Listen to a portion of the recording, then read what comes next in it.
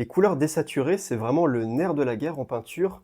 En général, quand on fait une peinture relativement réaliste, je dirais que voilà, 80% des couleurs qu'on va utiliser sont des couleurs moyennement désaturées. Parce que si vous utilisez uniquement des couleurs saturées ou trop de couleurs saturées, d'une part, ça va être difficile à harmoniser, et d'autre part, ça donnera souvent un rendu un peu dessin d'enfant, entre guillemets. Pour donner un exemple concret, on a souvent tendance à faire des ciels avec un bleu qui est beaucoup trop vif, beaucoup trop pigmenté, alors qu'en fait le ciel il est très délicat en réalité, c'est vraiment un bleu gris avec une valeur claire, un bleu très pastel. Donc on va passer encore un peu de temps à explorer les couleurs désaturées, et aujourd'hui je vais vous expliquer comment on peut faire des couleurs désaturées précisément grâce au triangle des mélanges.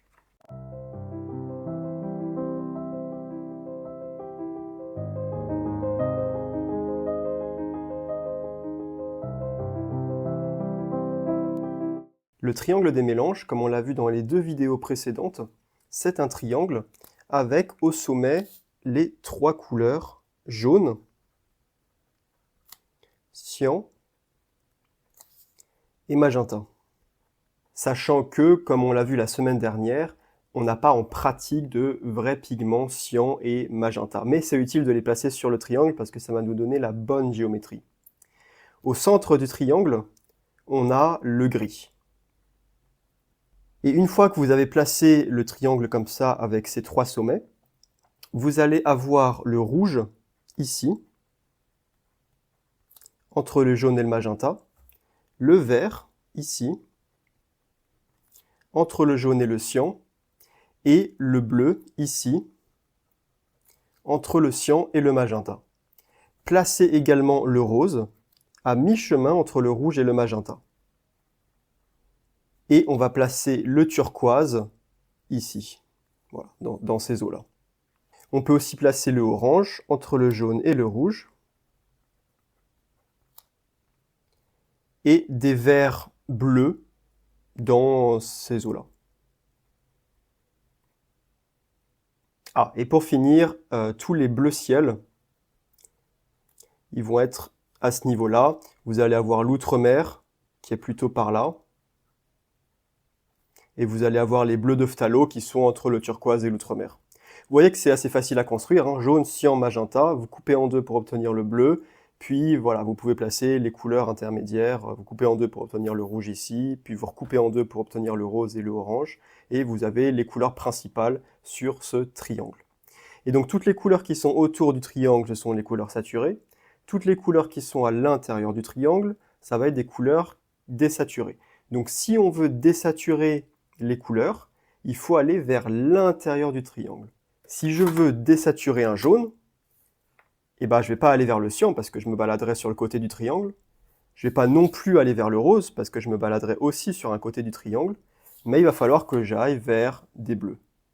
D'accord ? Et vous voyez que comme le jaune il est sur un sommet, si je vais vers les bleus ciel, je vais rester assez proche du bord du triangle. Je ne vais pas vraiment passer près des gris.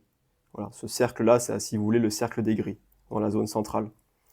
Donc si je mélange le jaune à un bleu ciel, je vais être ici sur des verts qui restent quand même assez saturés. Il va vraiment falloir que je mélange du jaune et de l'outre-mer pour commencer à avoir un vert vraiment foncé.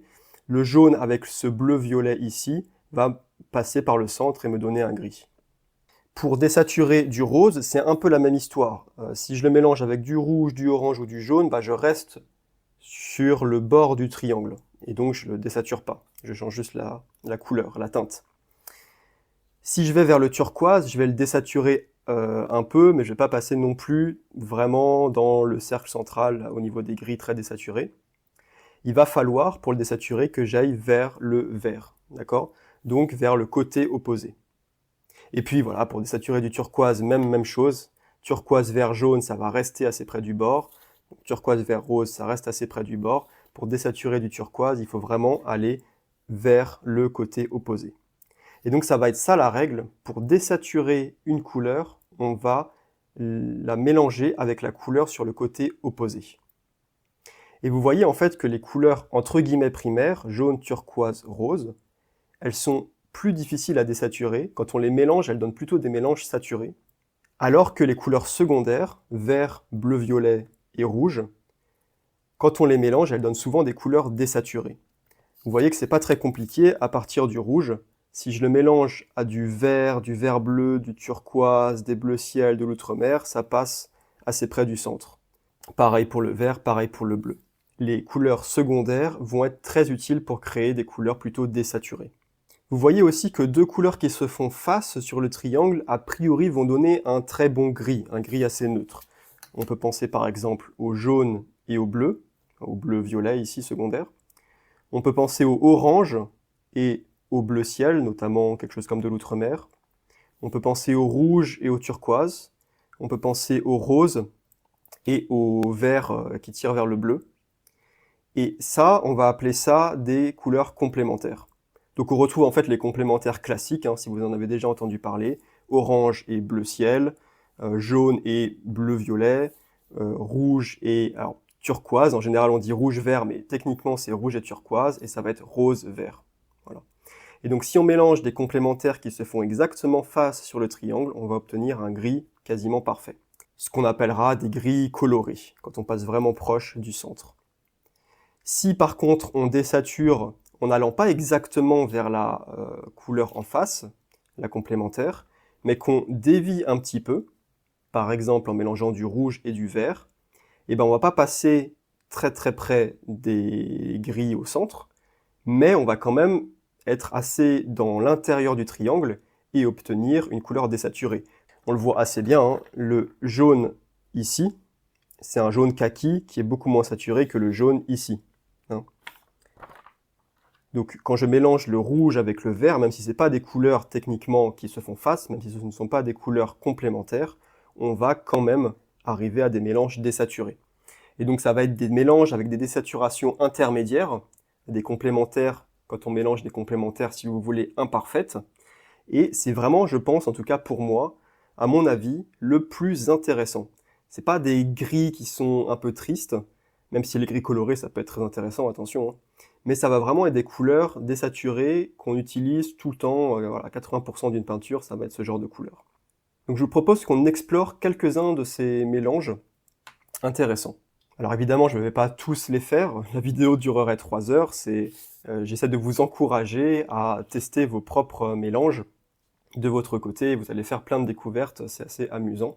Je vais juste vous montrer quelques exemples. Alors du coup, je vais commencer par vous montrer les 3 exemples qui désaturent les couleurs primaires.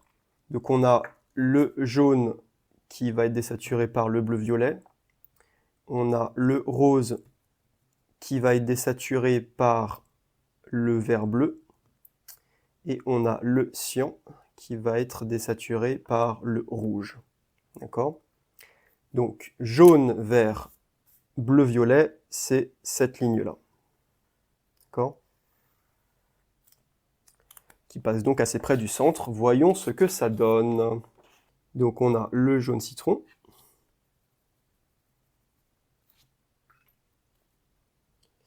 Et le bleu-violet. Et quand je les mélange ensemble,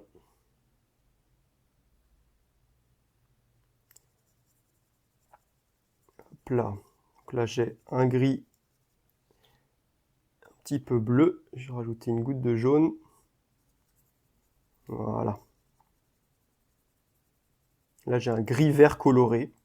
Alors on obtient des gris colorés hein, parce que faudrait vraiment être très précis, avoir précisément le bon jaune et précisément le bon bleu pour que la ligne passe exactement sur le gris. Hein, vous comprenez?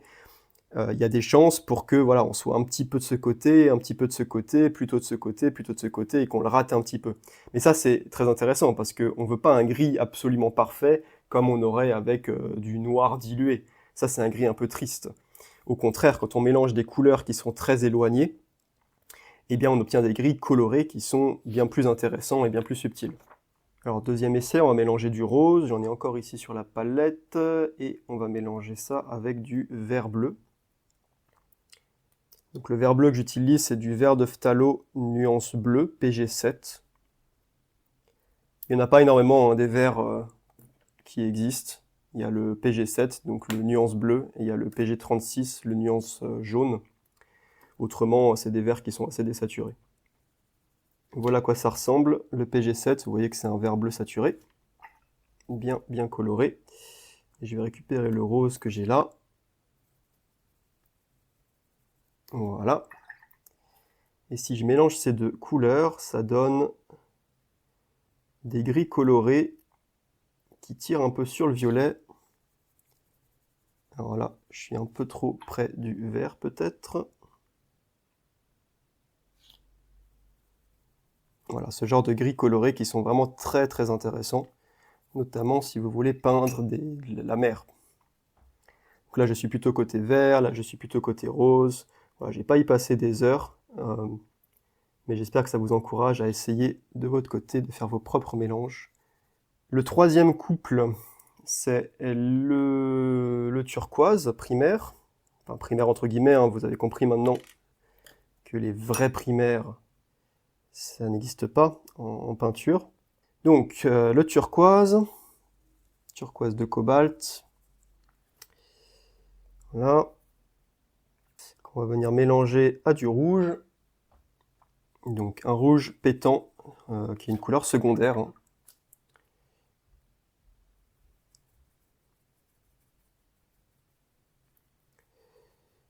Et voilà le gris qu'on obtient. Gris, encore une fois, vraiment intéressant. Et après, on peut le faire pencher, hein, plutôt du côté turquoise, plutôt du côté rouge. Il y a plein de possibilités. Donc là, on a utilisé, pour le premier mélange, cette ligne-là, entre le jaune et le bleu-violet. On a utilisé cette ligne-là, entre le rose et le vert bleu.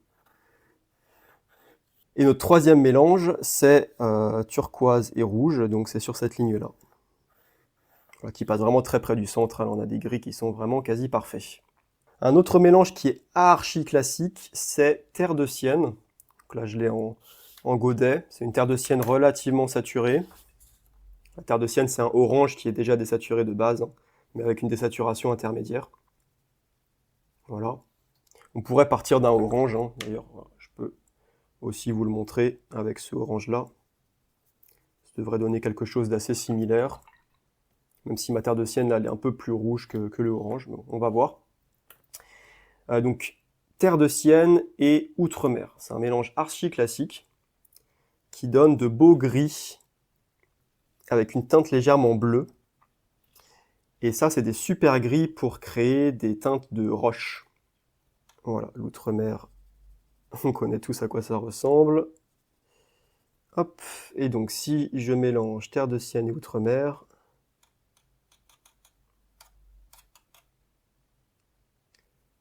dans les bonnes proportions, peut-être comme ça, voilà, c'est pas mal. On reste sur un gris un peu rouge, je rajoute du bleu, voilà, on obtient voilà, quelque chose qui est assez noir parce que j'ai mis pas mal de pigments, donc la valeur est assez foncée, mais après bien sûr je peux jouer sur la valeur et diluer. Voilà. Donc des teintes de roche. Et en jouant sur les proportions, on peut obtenir des roches avec des teintes plutôt chaudes ou des teintes plutôt froides. Après, ça dépend évidemment de ce que vous voulez faire, hein. Moi, mon but aujourd'hui, c'est de vous montrer vraiment comment vous pouvez explorer les mélanges pour désaturer vos couleurs et obtenir de beaux gris colorés et aussi d'autres couleurs qui sont moins désaturées que des gris. Alors, en parlant de couleurs moins désaturées que des gris, parce qu'on n'est pas obligé de vouloir à tout prix passer par le centre du triangle, il y a un mélange qui est particulièrement pertinent, je trouve, c'est le mélange entre vert et rouge, cette ligne-là. Donc le vert secondaire, un bon vert secondaire, un relativement bon vert secondaire, c'est le PG36, avec un rouge secondaire, donc un rouge pompier. Et vous voyez que on passe assez loin des gris, hein. On passe par ici des bruns, en fait, des oranges désaturés, et puis ici des verts jaunes désaturés, donc des verts de vessie. Donc rouge, hop, et vert. Donc un vert, comme je vous disais, secondaire, hein, à comparer au vert bleu que j'ai utilisé ici. Donc si je mets pas mal de rouge, j'obtiens un marron. Et si je rajoute du vert, hop, on obtient des vers sapins. Vraiment super vers sapin, ça. Donc c'est une ligne de mélange que je trouve vraiment très intéressante, hein. Et si on mélange une terre de sienne, donc un peu plus orange que le rouge, avec du vert, on va obtenir des brins, donc un peu plus jaune que le marron que j'ai ici. Donc terre de sienne, hop, avec du vert.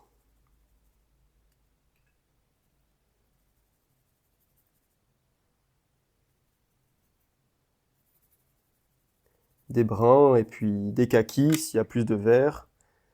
Et s'il y a encore plus de vert, des verts de vessie. Donc un vert désaturé, mais avec une petite sous-note de jaune. Voilà, j'espère que vous comprenez un peu mieux, hein, l'intérêt du triangle et à quel point les lignes qu'on peut y tracer peuvent être précises. Alors, il faut placer précisément les pigments dessus si on veut vraiment être très précis. Mais après, bon, il n'y a pas besoin en pratique d'être super précis. Moi, j'aime bien être précis parce que c'est un peu mon côté scientifique où j'essaie vraiment de vérifier que les lignes fonctionnent. Donc, je fais les mesures des couleurs, les mesures des mélanges. Je trace les lignes numériquement sur le triangle pour vérifier que je dis pas n'importe quoi. Et bon, après, dans la pratique quotidienne, le triangle, au début, c'est un guide qui est assez intéressant. Ça va pouvoir vous montrer, voilà, que par exemple, mélanger du rouge et du vert, ça peut vous donner du kaki. Voilà. C'est assez visuel. Après, en pratique, les mélanges, on les fait avec les pigments qu'on utilise encore et encore et encore, et puis au bout d'un moment, on les connaît par cœur, on les maîtrise, et on n'a même plus besoin du triangle, en tout cas, on le connaît par cœur, et ça se fait assez intuitivement. Mais en tout cas, quand on débute, c'est assez intéressant, et je vous conseille vraiment, voilà, d'explorer ces grilles. Je vous avais dit dans la vidéo, la première vidéo sur la désaturation, qui définissait ce que c'est qu'une couleur désaturée, je vous avais dit qu'on pouvait obtenir des couleurs désaturées en mélangeant deux couleurs qui sont, entre guillemets, très différentes. C'est ça que je vous avais dit à l'époque, il y a peut-être 3 semaines, parce que j'avais pas encore introduit le triangle, j'avais pas encore introduit ces couleurs opposées sur le triangle, donc les couleurs complémentaires. Maintenant, vous comprenez que si on veut obtenir un gris quasiment parfait, il faut que les couleurs soient vraiment opposées sur le triangle, que la ligne entre les deux couleurs passe par le centre, et que, en ayant des complémentaires imparfaites, avec des lignes qui passent pas exactement par le centre, mais qui, voilà, esquivent le centre tout en allant à l'intérieur du triangle, on obtient non pas des gris colorés, mais des couleurs désaturées qui sont vraiment très intéressantes. Vous comprenez maintenant que ces couleurs très éloignées dont je parlais, c'est en fait des couleurs qui sont sur des secteurs opposés dans le triangle. Donc si j'ai quelque chose qui est plutôt côté jaune, donc jaune, vert, jaune, orange, je vais le désaturer en mélangeant avec une couleur du côté opposé.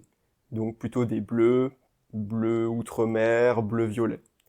Si j'ai plutôt du rose ou du violet, je vais le désaturer en allant vers le côté opposé, donc les verts. Si j'ai plutôt du turquoise, des bleus verts, je vais aller le désaturer en allant sur le côté opposé, donc en le mélangeant avec du rouge ou voilà, du rouge un peu rose. Voilà, donc ici je vous ai montré quelques exemples, notamment certains que j'aime beaucoup. Voilà, celui-là, mélanger du vert et du rose pour obtenir des bleus océans, si vous voulez. Et celui-là, mélanger de la terre de sienne et de l'outre-mer pour obtenir des bleus rochers. Et du coup, quand vous avez des mélanges comme ça, qui semblent vraiment donner des choses intéressantes, ce que vous pouvez faire, et je vous encourage vraiment à faire ça dans la semaine qui vient, là c'est assez intéressant, c'est assez marrant, c'est de parcourir toute la ligne de mélange. Et ainsi, vous allez faire une échelle de saturation d'une couleur à une autre. On avait vu les échelles de valeurs, les gammes de valeurs, j'avais appelé ça, je crois, il y a un certain temps. Et de la même manière, on va pouvoir faire des gammes de saturation. Par exemple, je peux faire la gamme de saturation entre le rose et le vert bleu. Allez, juste pour vous donner un exemple, parce que je vais pas toutes les faire, ça prend beaucoup de temps, et je veux pas que la vidéo soit trop longue. Mais allez, faisons celle-là. Donc ce que vous faites, c'est que vous retrouvez votre bout de sopalin qui vous permet de nettoyer votre palette. Voilà, ça c'est la première étape. Hop. Ensuite, vous prenez vos deux couleurs. Donc je vais prendre du rose et du vert bleu. Vous en déposez un petit peu sur votre palette. Bon, évidemment, vous pouvez faire ça avec des godets aussi, hein. C'est mieux de le faire avec une eau propre, mais bon, voilà, flemme. Vous partez de la première couleur, une couleur saturée, ou pas d'ailleurs, pas forcément. Mais comme on veut faire une échelle de saturation, on va aller d'une couleur saturée à une autre couleur saturée en passant par les couleurs désaturées. Donc vous voyez que là, c'est un rose très saturé, c'est comme je vous disais, hein, le rose le plus saturé que je connaisse, qui se rapproche le plus du magenta. Et ensuite, hop, vous allez prendre un peu du rose et vous allez rajouter un peu de l'autre couleur, donc là un peu de vert. Hop. Et j'obtiens un violet qui est un peu désaturé, mais comme j'ai pas mis beaucoup de vert, bah, ça reste assez saturé quand même. Voilà, j'ai un peu exagéré là. Je vais reprendre du rose, reprendre de l'eau. C'est comme pour les valeurs, c'est un bon exercice non seulement pour explorer les couleurs, mais aussi pour apprendre à mélanger et à gérer les dosages. Parce que là, vous devez quand même mélanger deux couleurs ensemble, plus gérer l'eau. Donc ça fait pas mal de choses à penser. Donc c'est un bon exercice. Hop, ici, j'obtiens une couleur qui commence à être vraiment désaturée, donc un violet désaturé, une ombre violette. Je peux aussi rajouter de l'eau hein, pour jouer sur la valeur. Rappelez-vous, hein, les couleurs, c'est teinte, saturation, valeur. Donc je peux jouer sur la saturation et je peux aussi jouer sur la valeur une fois que j'ai mon mélange. Je peux rajouter de l'eau pour voir ce que ça donne avec diverses valeurs. Hop, je vais continuer à rajouter du vert.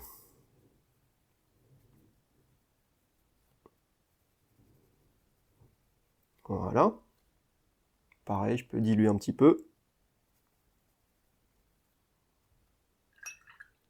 Comme je vous disais, hein, c'est un mélange que j'aime beaucoup parce que ça vous permet d'obtenir ces bleus très très intéressants, qui sont en fait des turquoises désaturées. Je rajoute encore un peu de vert. Hop là, si vous voulez peindre l'océan, par exemple la Bretagne, ça c'est très très très très utile comme mélange. On rajoute encore un peu de vert. Vous voyez que je regarde hein, sur la palette ce qui se passe. Je suis pas en mode robot, rajouter tout le temps la même dose de vert. Je regarde ce que j'ai, je compare un petit peu, et puis s'il faut, je rajoute un petit peu de rose pour essayer d'avoir une échelle assez progressive. Voilà.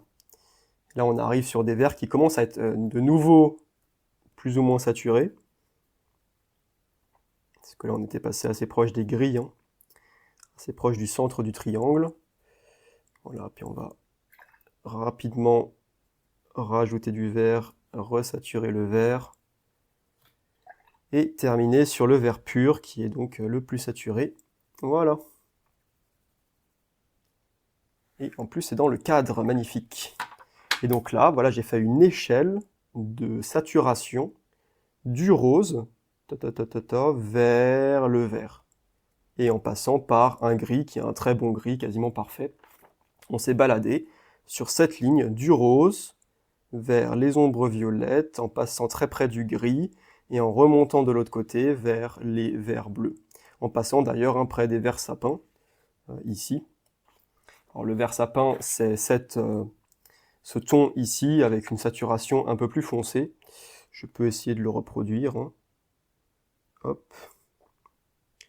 Quelque chose comme ça. Voilà. Un beau vert sapin, ça, non?